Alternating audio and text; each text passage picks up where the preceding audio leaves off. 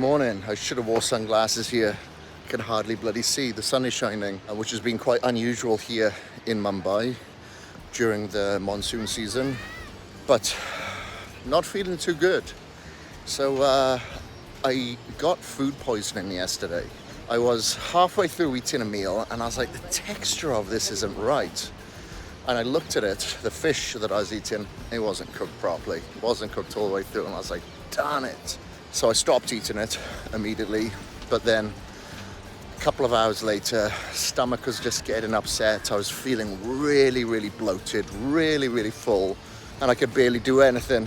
Anyway, I crashed out, had a good night's sleep, forced myself to sleep in, and I still have no appetite whatsoever. Usually I'll have egg whites now.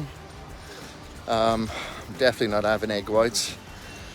So I'm gonna have probably oats and protein powder. Either that, or I may even go for toast and protein powder, whatever I can stomach really. So I figured, let me just get out onto the beach.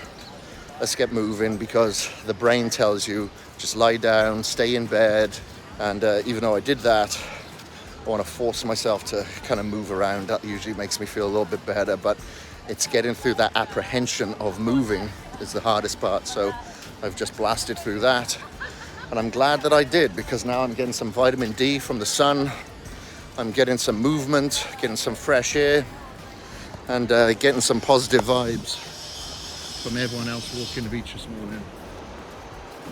Just got back to my hotel room. Bath is filling up there. I spoke to the manager about getting some ice.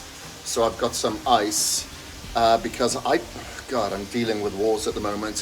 When I have my laundry done and it comes back, I don't know why, but they tie the coat hangers together with string. It's not their fault, but I pulled at that string today with my right arm.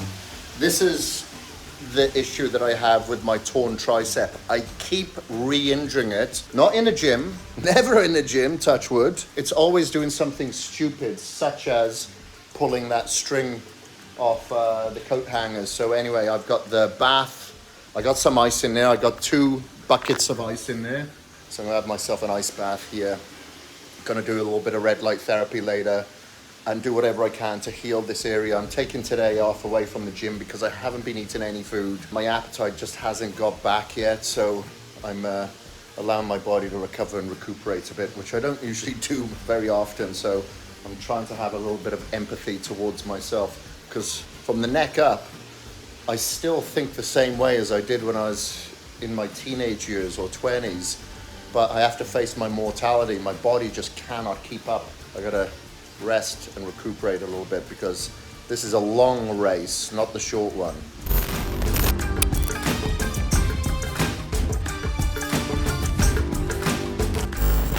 I just finished at Riddick's place, took advantage of his red light therapy panels, and I loaned him my mobile panel for his wrist when he had a slight injury a couple of weeks ago. So I've taken that back now so I can use this on my elbow. I told my driver to go home so he could get to bed early, and I'm walking back to the hotel because today is a non-training day, but it's an unplanned non-training day because of me feeling a little bit sick, a little bit weak, don't have my appetite. So I thought, you know what, I'll just get a little bit of extra movement in for mental therapy and enjoy the beach here, which I absolutely love. This is as close that I can get to nature. So I take advantage of it whenever I can.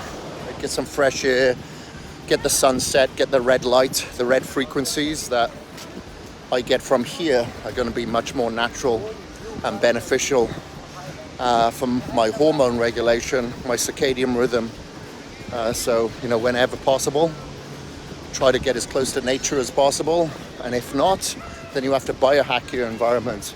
So when I get close to my hotel, I'll take my shoes and socks off. I'll earth myself, meditate a little bit to the sound of the ocean, and then get ready for my sleep hygiene and get ready to go to bed. A big celebration that happens in India. I've been here for several of them. 24th of October, I think it happens this year. And there's different hampers and stuff that you can give as gifts for people. And as you can see, the issue that I have with this, with many celebrations, not just India, but all around the world, is that there's always sweets and sugar and candy that's involved in these celebrations. Like, where did this happen? So I was asked if I wanted to put together a hamper, and I'm like, well, what are the options that I can put together in this hamper? It was all bad food. There was some stuff that you can put in that's a little bit healthier, but the majority of it was bad. So I'm like, you know what, I can't do this. I'm gonna put together a hamper, a customized hamper myself, and I'll show you what that looks like. Also, while I was just walking back here to the hotel, I saw someone tattooing. There's an elderly lady tattooing this young kid. I thought, wow, that's new. So yeah, I'm not like I'm gonna go and get a tattoo anytime soon, but yeah, the things that you see, it's all an adventure.